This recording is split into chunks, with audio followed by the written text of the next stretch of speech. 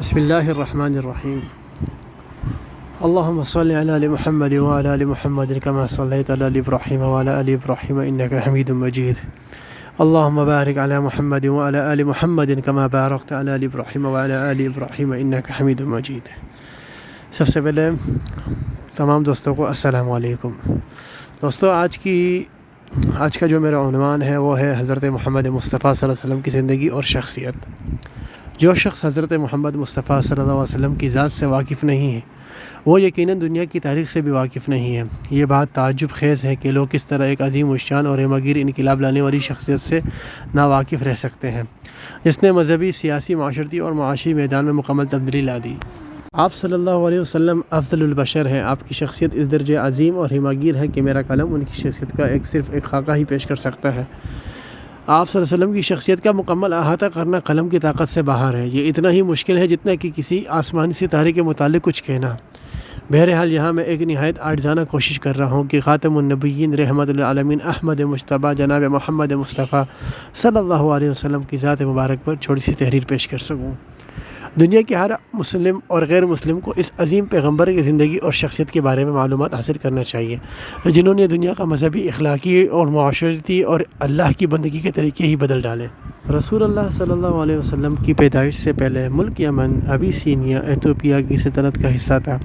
اس وقت ابیسینیا کا عیسائی بادشاہ نجاشی تھا۔ ملک یمن میں اس کا نگراں گورنر ابراہا تھا۔ ابراہا نے شہر صنعا میں ایک عالی شان چرچ بنوایا تھا۔ اس کا مقصد تھا کہ عرب کے زائرین مکہ میں خانہ کعبہ کی زیارت کو جانے کے بجائے وہ سب اس صنعا کے عالی شان چرچ کی طرف آئیں۔ اس خبر کو سنتے ہی مکہ کا ایک عرب شخص خفیہ طریقے سے صنعا گیا اور چرچ کی دیواروں کو پلیدگی کر دیا۔ اس پر ابراہا کا غصہ بھڑک اٹھا اور وہ ایک فوج اور ہاتھیوں کا لشکر لے کر خانہ کعبہ کی ڈھانے کے لیے روانہ ہوا۔ مکہ پہنچ کر اس نے حضرت عبدالمطلب یعنی کہ ہمارے حضور پاک صلی اللہ علیہ وسلم کے دادا کے کئی اونٹ اپنے قبضے میں لیے اور کہا کہ میں تم سے جنگ کرنے نہیں آیا ہوں بلکہ خانہ کعبہ کو گرانے کے لیے آیا ہوں۔ اس پر عبدالمطلب نے اس سے اپنے اونٹ واپس مانگے۔ ابراہا حیران ہو گیا کہ عبدالمطلب اپنے اونٹ مانگ رہے ہیں، نہ کہ خانہ کعبہ کی حفاظت کی۔ عبدالمطلب نے جواب دیا، میں اپنے اونٹوں کا مالک ہوں اور اللہ تعالیٰ خانہ کعبہ کا مالک ہے، وہ ہی اس کی حفاظت کرے گا۔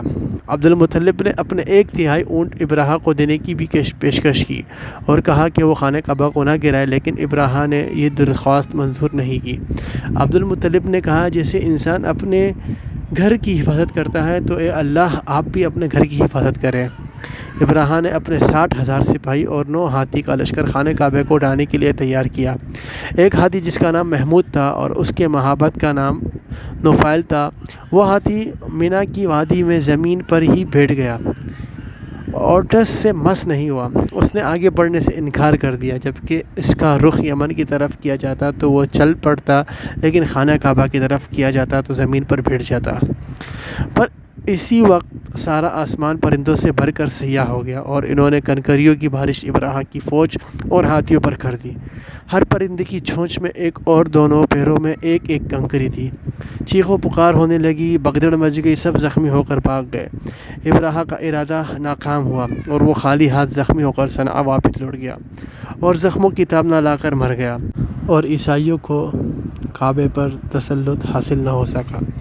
اللہ کے گھر کی حفاظت اللہ خود کرتا ہے۔ سورۃ الفل آیت نمبر 105 میں اس وقت کعبے کے باشندے مشرک تھے۔ اس واقعے کے 2 مہینوں بعد حضور محمد مصطفیٰ صلی اللہ علیہ وسلم کی ولادت مکہ میں ہوئی۔ حضور محمد مصطفیٰ صلی اللہ علیہ وسلم مارچ میں 12 ربیع الاول یعنی 20 اپریل 571 میں بروز پیر کی صبح بنو ہاشم کے باعزت قبیلے میں مکہ میں پیدا ہوئے۔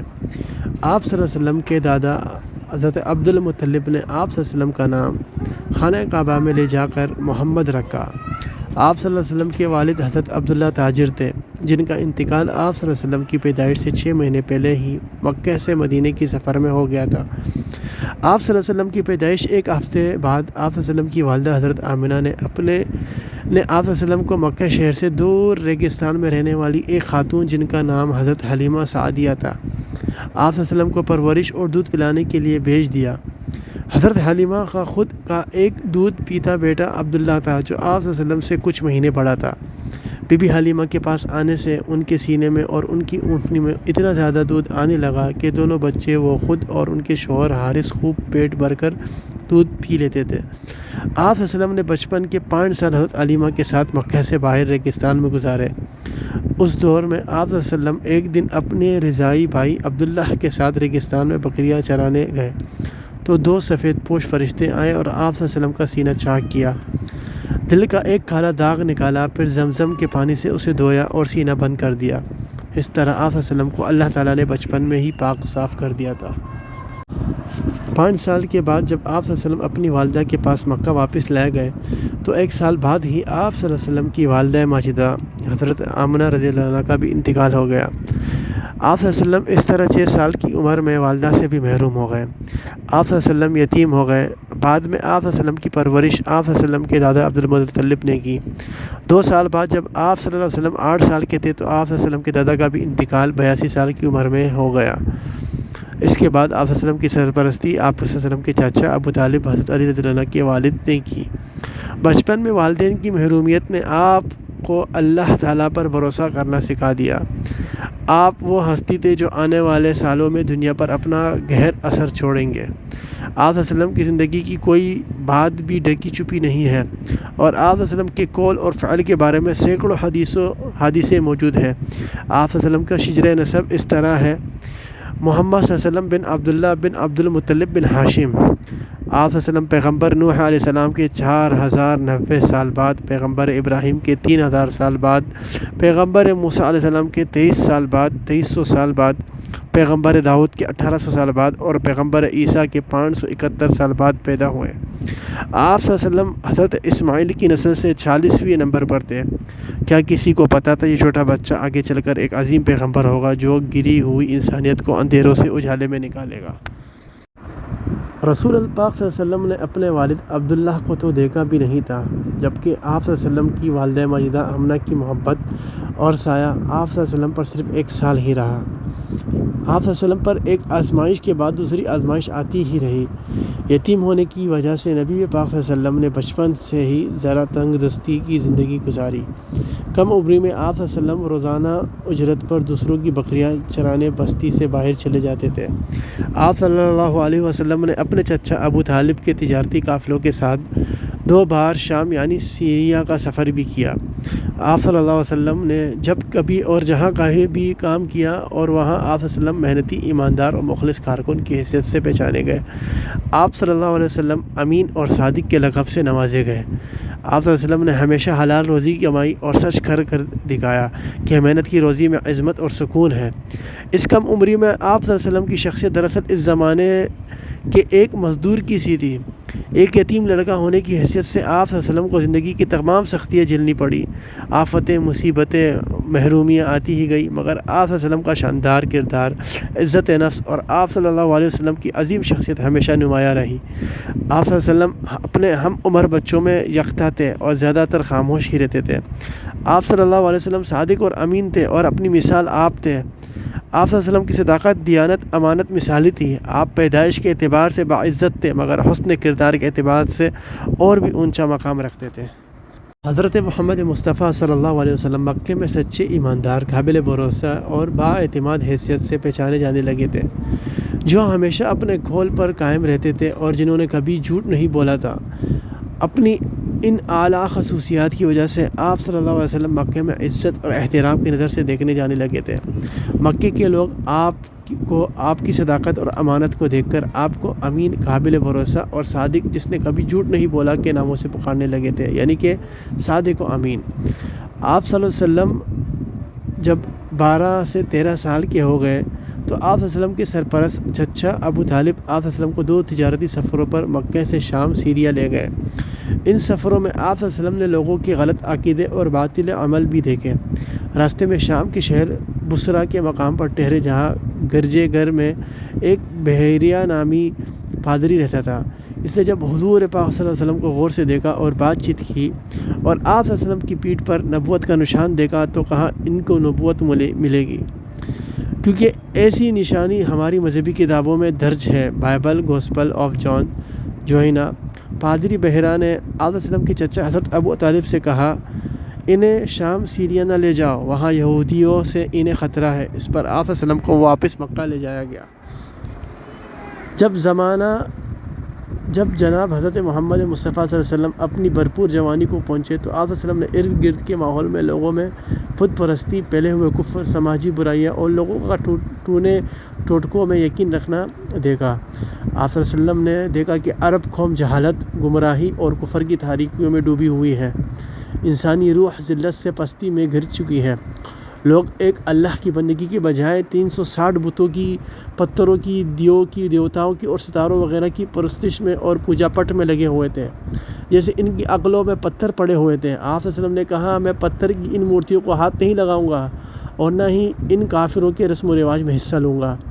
آپ صلی اللہ علیہ وسلم کی نس نس میں ان بتوں کے خلاف نفرت اور ناپسندیدگی بھری ہوئی تھی۔ لوگوں نے غلط راستہ چن رکھا تھا اور اسے اختیار کر رکھا تھا۔ لوگ اعلیٰ انسانی قدریں اور اصولوں کو کھو چکے تھے۔ آپس میں اور ہمسایہ قبیلوں میں ذاتی دشمنی، کھینچاؤ تناؤ اور لڑائی جھگڑے عام تھے، اور کبھی کبھی یہ جھگڑے تو پشت در پشت چلتے رہتے تھے، یعنی کہ نسل چلتے رہتے تھے۔ یہ طاقتور لوگ کمزوروں کو دباتے تھے، طاقت ہی کو غلبہ حاصل تھا۔ یتیموں اور بیواؤں کا کوئی پرسان حال نہیں تھا، عورتوں کو کمتر سمجھا جاتا تھا، ان کی کوئی عزت نہیں ہوتی تھی اور ان کی کوئی خاص عزت نہیں تھی۔ بیٹی کی پیدائش کو منحوس سمجھا جاتا تھا، مردوں پر شادیوں کی تعداد پر کوئی پابندی نہیں تھی۔ ماں، بہن، بیوی اور بیٹی کو مردوں کے لحاظ سے کم حیثیت، کمزور، کم عقل اور کمتر سمجھا جاتا تھا۔ نوزائیدہ بچی کو بعض وقت زندہ ہی دفن کر دیا جاتا تھا۔ شراب نوشی، جوا اور دوسری معاشرتی برائیاں روزمرہ کے مشاغل اور معمولات بنے ہوئے تھے۔ ناپ تول میں دھوکہ دینا عام تھا۔ انسانی قدروں سے دوری، بے راہ روی اور تکبر کا دور دورہ تھا۔ رہنمائی کے فقدان کی وجہ سے اس انسان کی اخلاقی اور روحانی پرواز رک چکی تھی۔ غلامی اپنی بدترین شکل میں عام پھیلی ہوئی تھی۔ انسانیت دراصل اندھیرے میں تھی اور نیچے سے مزید نیچے کی طرف ہی جا رہی تھی۔ انسان قدرت سے اور اللہ کی رہنمائی سے بے خوف بغاوت کر رہا تھا۔ آپ صلی اللہ علیہ وسلم نے معاشرتی کمزوریوں، فحش روایتوں، معاشرے میں ان گنت بےہودگیوں اور غلاموں سے بدترین سلوک ہوتے ہوئے دیکھا۔ جناب حضرت محمد مصطفیٰ صلی اللہ علیہ وسلم نے ان سب خرابیوں اور برائیوں کو حقارت اور نفرت کی نظر سے دیکھا۔ یہودی اور عیسائی لوگ بھی اپنی بنیادی تعلیمات کو بھلا چکے تھے۔ کسی نے عیسیٰ علیہ السلام کو اللہ کا بیٹا بنا لیا تھا، نعوذ باللہ، تو کسی نے ایک خدا کے 3 خدا بنا لیے تھے۔ وہ زمانہ جاہلیت کا زمانہ تھا۔ جب آپ صلی اللہ علیہ وسلم کی عمر 15 برس کی ہوئی تو آپ صلی اللہ علیہ وسلم نے اس جنگ میں حصہ لیا۔ یہ جنگ حق اور باطل کے درمیان تھی۔ آپ نے حق کا ساتھ دیا تھا۔ دوستو، 25 سال کی عمر میں آپ صلی اللہ علیہ وسلم ایک معزز مالدار اور 2 بار بیوہ خاتون حضرت خدیجہ رضی اللہ عنہا بنت خویلد، جن کی عمر 40 سال تھی، ان کے مال کو مضاربت کے اصول پر ایک حصہ طے کر کے تجارت کے لیے سیریا لے گئے۔ اس تجارت میں حضرت خدیجہ رضی اللہ عنہا کو پہلے سے کہیں زیادہ منافع ہوا۔ حضرت خدیجہ رضی اللہ عنہا نے آپ صلی اللہ علیہ وسلم کو سچا، ایماندار، دیانتدار اور بھروسے والا انسان پایا۔ یہ صفات دیکھ کر حضرت خدیجہ رضی اللہ عنہا نے آپ صلی اللہ علیہ وسلم کی طرف شادی کا پیغام اپنی سہیلی نفیسہ کے ذریعے بھیجا تو آپ صلی اللہ علیہ وسلم نے اسے قبول کر لیا۔ حضرت خدیجہ رضی اللہ عنہا کے چچا نے 2 ماہ بعد نکاح پڑھایا اور آپ صلی اللہ علیہ وسلم کے چچا ابو طالب نے خطبہ دیا۔ آپ صلی اللہ علیہ وسلم نے مہر میں 20 اونٹ دیے، جس کے بعد آپ دونوں نے تقریباً 25 سال خوش و خرم زندگی گزاری۔ اس رشتے سے 2 بیٹے اور 4 بیٹیاں پیدا ہوئی۔ اس دوران میں آپ صلی اللہ علیہ وسلم نے کسی دوسری خاتون سے شادی نہیں کی۔ حضرت خدیجہ رضی اللہ عنہ کے غلام حضرت زید بن رضی اللہ عنہ کو آپ صلی اللہ علیہ وسلم کی خدمت میں دے دیا۔ حضرت زید کے والد حضرت زید کو لینے آئے تو حضرت زید نے ان کے ساتھ جانے سے انکار کر دیا۔ حضور محمد صلی اللہ علیہ وسلم نے حضرت زید کو خانہ کعبہ لے جا کر اپنا منہ بولا بیٹا بنانے کا اعلان کر دیا۔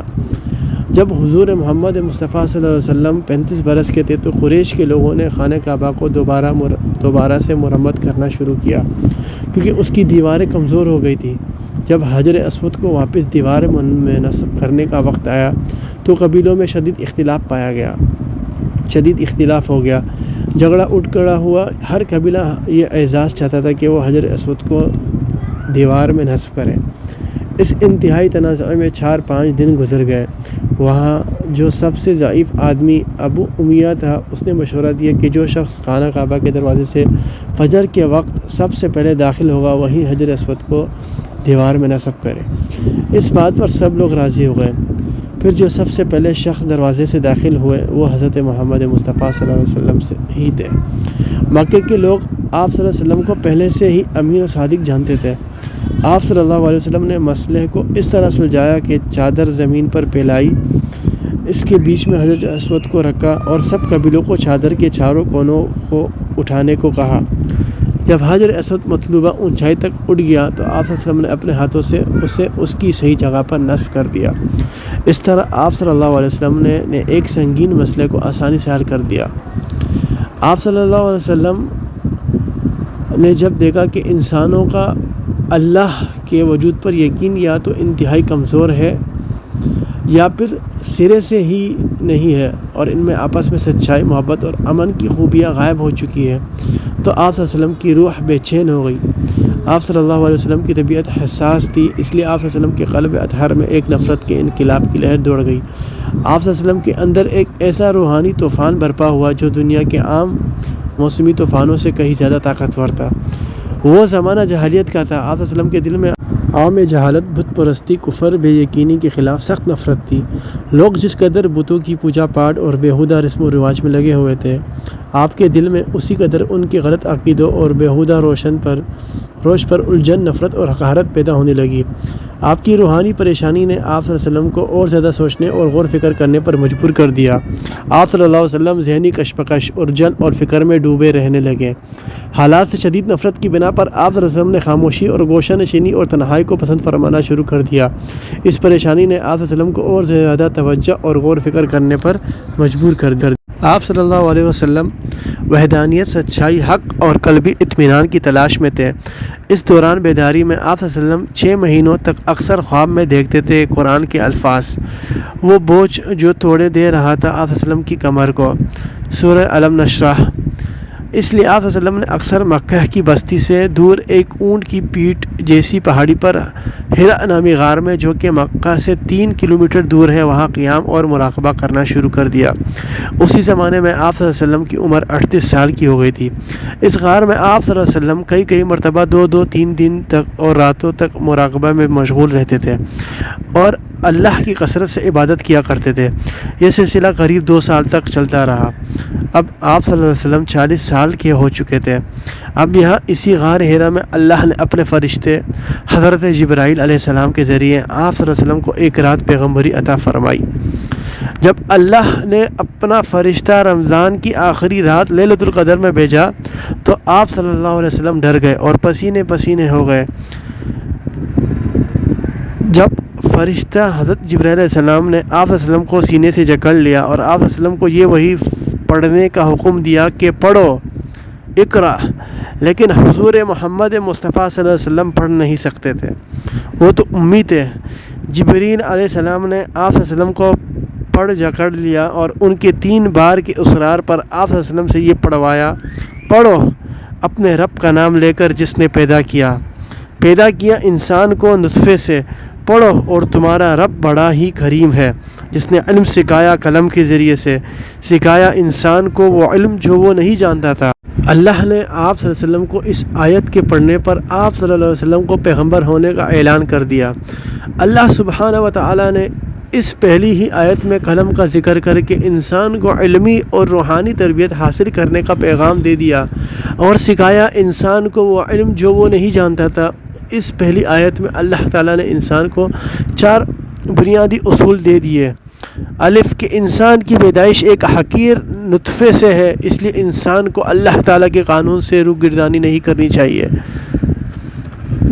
اللہ تعالیٰ نے انسان کو قلم کے ذریعے ہدایت دی کہ وہ علم حاصل کرے، وہ اپنی ذہنی اور روحانی استعداد کو استعمال کر کے انسانیت کی خدمت کرے۔ انسان کو ہمیشہ یاد رہے کہ وہ اللہ تعالیٰ کے رحم و کرم اور عنایت کا ہمیشہ حاجت مند ہے۔ انسان کو غرور، فخر اور تکبر سے دور رہ کر انسانیت کی خدمت کرنی چاہیے۔ فوراً ہی اللہ کے بھیجے ہوئے الفاظ کہ اللہ کے سوا اور کوئی معبود نہیں اور محمد مصطفیٰ صلی اللہ علیہ وسلم اللہ کے پیغمبر ہے، آپ صلی اللہ علیہ وسلم کے قلب مبارک پر نقش ہو گئے۔ اس طرح آپ صلی اللہ علیہ وسلم دنیا کے آخری پیغمبر ہو گئے۔ پہلی وحی آنے کے وقت آپ صلی اللہ علیہ وسلم کی عمر 40 سال 6 مہینے اور 12 دن تھی۔ جلد ہی یہ کلمہ دنیا جہاں میں ایک نیا انقلاب لانے والا تھا۔ دوستو، اللہ سبحانہ و تعالیٰ نے اسی بات کو قرآن مجید کی سورہ احزاب میں اس طرح بیان فرمایا ہے کہ محمد اللہ کے رسول ہے اور سلسلہ نبوت کی تکمیل کرنے والے ہیں، اور اتار دیا اللہ نے آپ صلی اللہ علیہ وسلم پر سے آپ کا بوجھ۔ سورہ نشرح کی آیات ہے۔ پھر آپ نے اسلام کی تبلیغ خفیہ طور پر شروع کر دی۔ سب سے پہلے اسلام قبول کرنے والے جو حضرات تھے ان میں سب سے پہلے حضرت خدیجہ رضی اللہ عنہ 55 سال کی عمر میں، حضرت علی رضی اللہ عنہ 10 سال کی عمر میں، اور منہ بولے بیٹے زید 12 سال، اور آپ صلی اللہ علیہ وسلم کے ساتھی حضرت ابو بکر رضی اللہ عنہ 38 سال۔ ان کے بعد 4 اور حضرات بھی تھے جو مسلمان ہو گئے تھے۔ یہ 8 حضرات سب سابقین اولین کہلاتے ہیں۔ حضرت بلال حبشی بھی مسلمان ہو گئے تھے۔ حضرت جبریل علیہ السلام نے دوسری سورۃ القلم کی 68ویں آیت آپ صلی اللہ علیہ وسلم پر نازل کی، جس میں قلم، علم اور عقل کے استعمال کی اہمیت ہے۔ اس کے بعد کچھ عرصے تک آپ صلی اللہ علیہ وسلم پر کوئی وحی نازل نہ ہوئی۔ اس وقفے کو فترہ کہتے ہیں۔ پھر وحی کا سلسلہ دوبارہ شروع ہو گیا۔ سورۃ الضحیٰ نازل ہوئی تو آپ صلی اللہ علیہ وسلم کو صبر آ گیا۔ نہیں چھوڑا تم کو اے محمد تمہارے رب نے، اور وہ نہ ناراض ہوا۔ کچھ عرصے بعد میں آپ صلی اللہ علیہ وسلم پر یہ آیت نازل ہوئی، اے چادر اوڑھ کر لیٹنے والے، اٹھو اور خبردار کرو اور اپنے رب کی بڑائی کا اعلان کرو۔ سورۃ المدثر۔ اس واقعے کے بعد آپ صلی اللہ علیہ وسلم پہلے جیسے نہیں رہے تھے۔ آپ کو اسلام کی دعوت کا زبردست بوجھ اٹھانے کو کہا جا رہا تھا۔ پھر آپ صلی اللہ علیہ وسلم ساری زندگی اٹھے ہی رہے۔ آپ صلی اللہ علیہ وسلم پر ساری انسانیت کا بوجھ آ گیا۔ اللہ جس سے اپنا کام لینا چاہتا ہے اسے چن لیتا ہے، اس کی تدبیر وہی جانتا ہے۔ اللہ تعالیٰ نے انسانیت کو قرآن مجید کی شکل میں اپنا آخری پیغام پہنچا دیا ہے۔ اللہ کی وحی جیسے ہی آپ صلی اللہ علیہ وسلم پر نازل ہوئی تھی تو آپ صلی اللہ علیہ وسلم پر بڑا بھاری وقت گزرتا تھا۔ آپ صلی اللہ علیہ وسلم پسینے پسینے ہو جاتے تھے۔ وحی کو فوراً ہی لکھنے والے کا تب قلم بند کر لیتے، اور ساتھ ہی آپ صلی اللہ علیہ وسلم کے ساتھی اسے حفظ بھی کر لیتے تھے۔ کتاب قرآن اللہ کا کلام ہے۔ قرآن اس وقت سے آج تک ویسا ہی ہے۔ اللہ کے کلام میں آج تک ذرہ برابر بھی رد و بدل نہیں ہوئی۔ مسلمانوں، یہ آج بھی اسی طرح کا کلام ہے جیسا حضرت محمد صلی اللہ علیہ وسلم پر نازل ہوا تھا، لیکن یہ بات موجودہ تورات اور موجودہ انجیل کے متعلق نہیں کی جا سکتی۔ ان میں انسانوں نے کافی رد و بدل کر ڈالی ہے۔ نبوت ملنے کے بعد پہلے 3 سال آپ صلی اللہ علیہ وسلم خفیہ طور پر اسلام کی تبلیغ کرتے رہے۔ پہلے 3 سالوں میں تقریباً 40 لوگ ہی مسلمان ہوئے تھے۔ بعد میں جب اللہ نے آپ صلی اللہ علیہ وسلم کو اعلانیہ اسلام کی تبلیغ کرنے کا حکم دیا تو آپ نے لوگوں میں اسلام کی دعوت کا درس کلم کلا کرنا شروع کر دیا۔ دیکھیے سورۃ الحجر، سوائے نبی صلی اللہ علیہ وسلم ڈنگ کی چوٹ پر اعلان کرو ان باتوں کا جن کا تمہیں حکم دیا جا رہا ہے، اور پرواہ نہ کرو مشرکوں کی۔ اس کے بعد مکے کی قریش کی دشمنی بھی آپ صلی اللہ علیہ وسلم کے خلاف خوب زیادہ ہونے لگی۔ ایک روز آپ صلی اللہ علیہ وسلم نے خانہ کعبہ کی صفا پہاڑی پر کھڑے ہو کر قریش کے لوگوں کو بآواز بلند بلایا۔ جب کچھ قریش اکٹھا ہو گئے اور مالدار ابو لہب بھی آ گیا تو آپ صلی اللہ علیہ وسلم نے فرمایا، اے لوگو، اگر میں یہ خبر دوں کہ وادی سے دشمن حملہ کرنا چاہتا ہے تو کیا تم مجھے سچا مانو گے؟ تو لوگوں نے کہا ہاں۔ آپ صلی اللہ علیہ وسلم نے فرمایا، اچھا تو میں تمہیں ایک سخت عذاب سے خبردار کرنے کے لیے بھیجا گیا ہوں۔ اس پر ابو لہب نے کہا، تو سارے دن غارت ہو، تو نے ہمیں اسی لیے جمع کیا تھا۔ اس پر یہ سورہ نازل ہوئی، ابو لہب کے دونوں ہاتھ غارت ہو اور وہ خود غارت ہو، سورۃ اللہب۔ آپ صلی اللہ علیہ وسلم نے کہا، اے قریش، اپنے آپ کو جہنم کی آگ سے بچاؤ۔ اور اس کے بعد نماز کی ابتدائی ہوئی۔ شروع میں حضرت جبرائیل علیہ السلام آتے تھے تو آپ صلی اللہ علیہ وسلم کو وضو اور نماز کا طریقہ سکھاتے تھے۔ معراج سے پہلے مکہ میں نماز اولین فرائض میں سے تھی۔ ابتدا میں نماز 2 رکعت اور فجر اور مغرب کی تھی۔ صبح اور شام اپنے رب کی تسبیح کرو حمد کے ساتھ۔ اس زمانے میں نبی محمد مصطفیٰ صلی اللہ علیہ وسلم اپنے کچھ ساتھیوں کے ساتھ چھپ کر نماز پڑھتے تھے۔ 3 سال تک دعوت کا کام خفیہ رہا اور ایک شخص تک محدود رہا، اور متنبیہ کرو اپنے خاندان کے قریبی رشتہ داروں کو۔ سورہ شعر۔ 3 سال بعد آپ صلی اللہ علیہ وسلم کو کلم کلا اسلام کی دعوت دینے کا حکم اللہ سبحانہ و تعالیٰ نے دیا۔ مکے کی تبلیغ میں آپ صلی اللہ علیہ وسلم نے شروع میں 2 باتوں پر زور دیا، ایک وحدانیت پر یعنی اللہ ایک ہے، اور دوسرا قیامت کے دن پر یقین کرنا یعنی مرنے کے بعد دوبارہ زندہ ہونا اور اپنے اعمالوں کا جواب دینا۔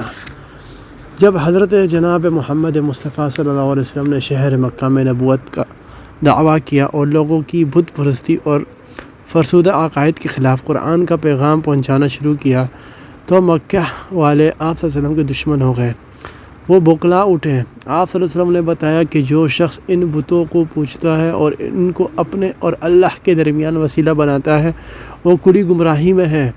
اسلام کے مخالف اور دشمن آپ صلی اللہ علیہ وسلم سے نفرت کرنے لگے کیونکہ آپ صلی اللہ علیہ وسلم نے بت پرستی، غلط اور بیہودہ اعتقادات پر ضرب لگانی شروع کر دی تھی۔ اس اسلامی مہم سے کافروں کے عقائد، طور طریقے، ان کے مذہب، یہاں تک ان کی تجارت پر بھی اثر پڑ رہا تھا۔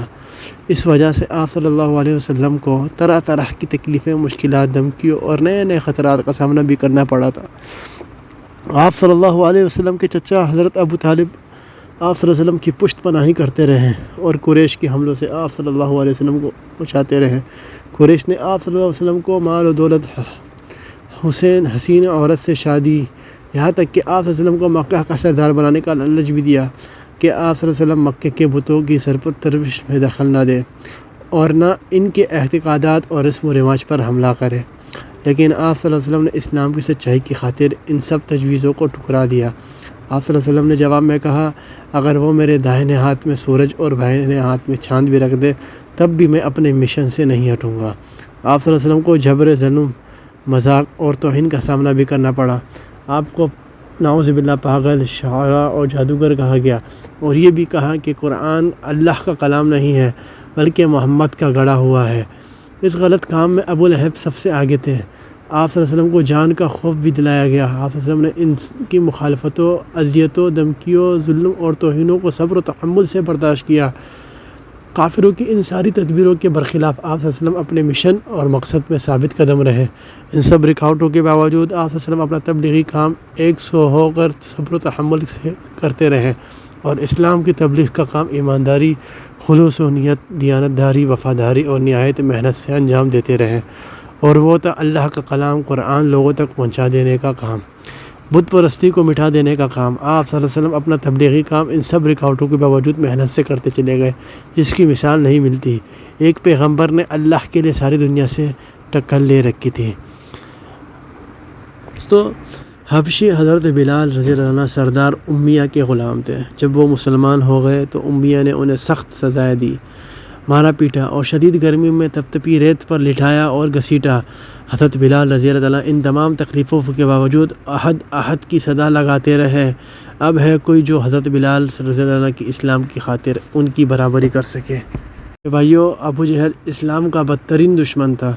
اس کی کنیز سمیہ رضی اللہ عنہ جب مسلمان ہو گئی تو ابو جہل نے انہیں اتنا مارا پیٹا کہ وہ بے ہوش ہو گئی۔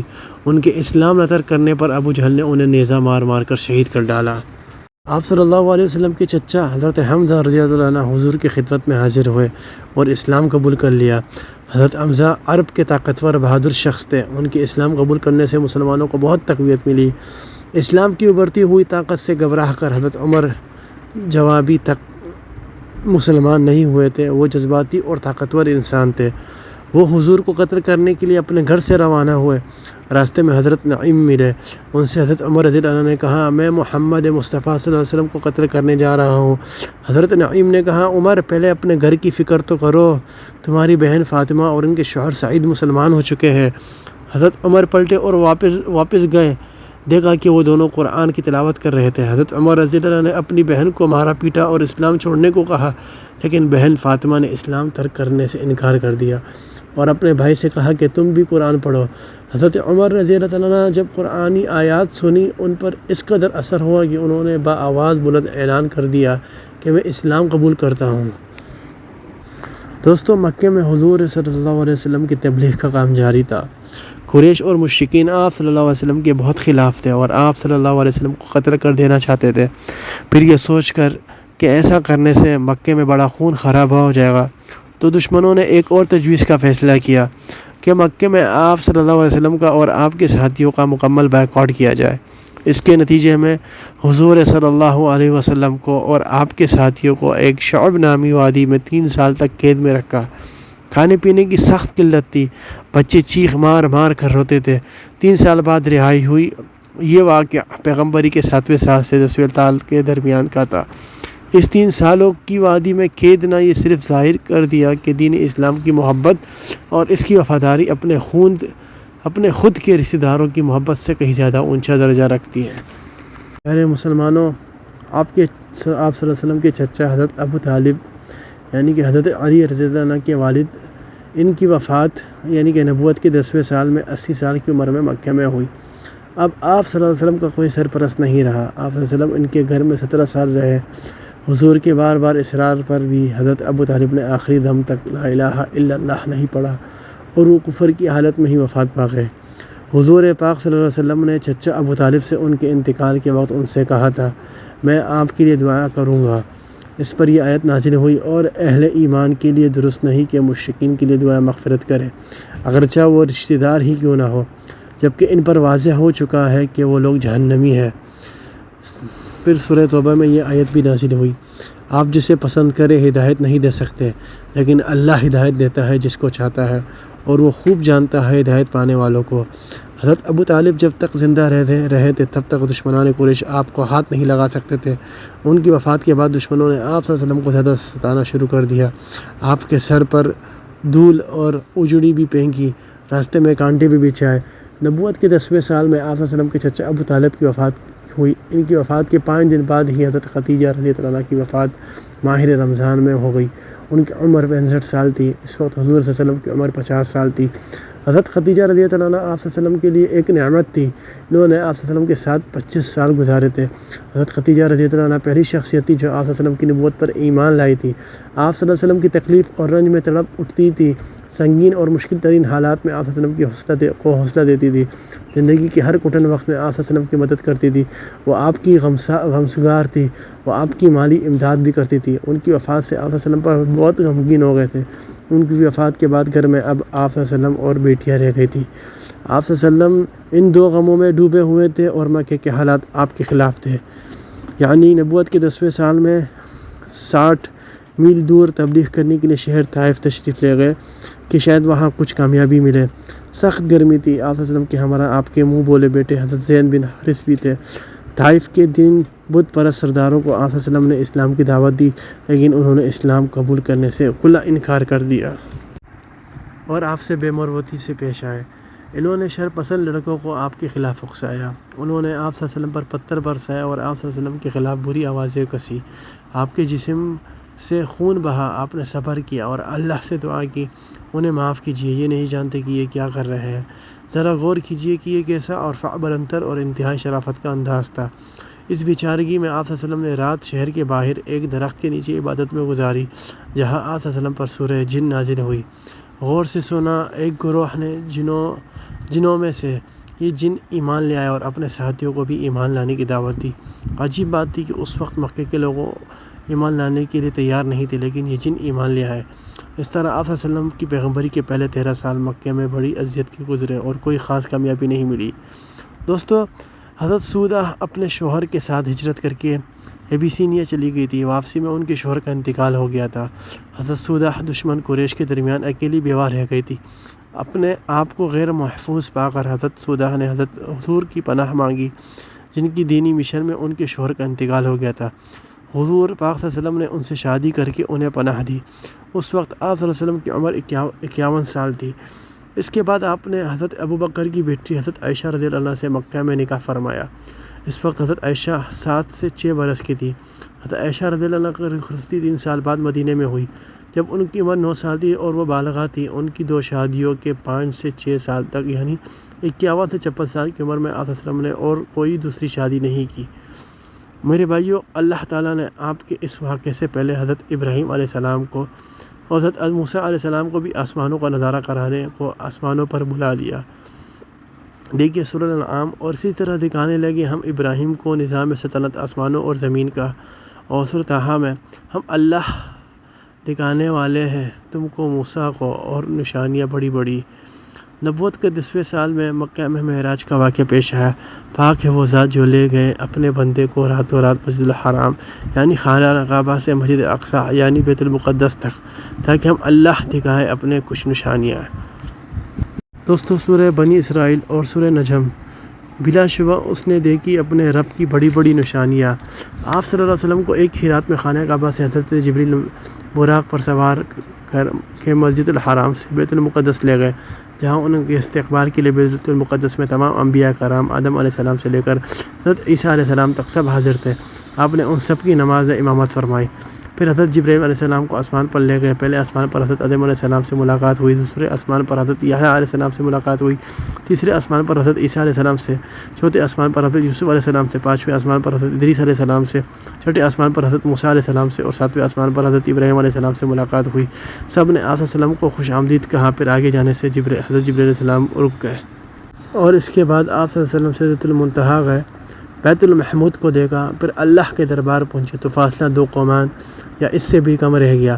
یہ تھی آپ صلی اللہ علیہ وسلم کی قربت اللہ سے۔ اس وقت اللہ نے اپنے بندے پر وحی فرمائی، جو کچھ کی وحی فرمائی۔ سورۃ النجم۔ آپ صلی اللہ علیہ وسلم نے جنت کی 4 نہریں دیکھی اور جہنم کے داروغہ مالک کو بھی دیکھا۔ اس کے چہرے پر نہ تو کوئی خوشی تھی اور نہ ہی کوئی بشاشت۔ آپ صلی اللہ علیہ وسلم نے دوزخ کی آگ بھی دیکھی۔ واقعہ معراج سے پہلے فجر اور مغرب میں صرف 2 رکعت نمازیں تھیں۔ معراج میں آپ صلی اللہ علیہ وسلم پر پہلے 50 نمازیں فرض ہوئی، پر آپ نے موسیٰ علیہ السلام کے اصرار پر نمازیں کو کم کرواتے 5 فرض نمازیں لے کر اسی رات واپس خانہ کعبہ آ گئے۔ اس وقت معراج کی یاد میں مسلمان اپنی ہر نماز میں التحیات کی سورہ پڑھتے ہیں۔ سورۃ التحیات کے معنی ہے عبادت زبان کی اور عبادت جسمانی اور عبادات مال کی، اور سب اللہ کے لیے ہی ہے۔ سلامتی ہو آپ صلی اللہ علیہ وسلم پر اے نبی، اور اللہ کی رحمت اور اس کی برکتیں ہو آپ صلی اللہ علیہ وسلم پر، اور سلامتی ہو ہم پر بھی اور اللہ کے نیک بندوں پر بھی۔ میں گواہی دیتا ہوں کہ نہیں ہے کوئی معبود سوائے اللہ کے، اور میں گواہی دیتا ہوں کہ محمد صلی اللہ علیہ وسلم اس کے بندے اور رسول ہے۔ حضور صلی اللہ علیہ وسلم کا واقعہ معراج ایک روحانی اور نورانی کرشمہ تھا۔ میرے بھائیوں، حضور پاک صلی اللہ علیہ وسلم کی سیرت کو بیان کرنے کے لیے اگر دن رات بھی لگ جائے تو بھی نہیں بیان کر پائیں گے۔ آج کی ویڈیو میں اتنا ہی۔ انشاءاللہ اگلی ویڈیو کا انتظار کریں، اس میں ہم انشاءاللہ آگے کا بتائیں گے آپ کو۔ جزاک اللہ خیر، بہت بہت شکریہ۔ اللہ حافظ۔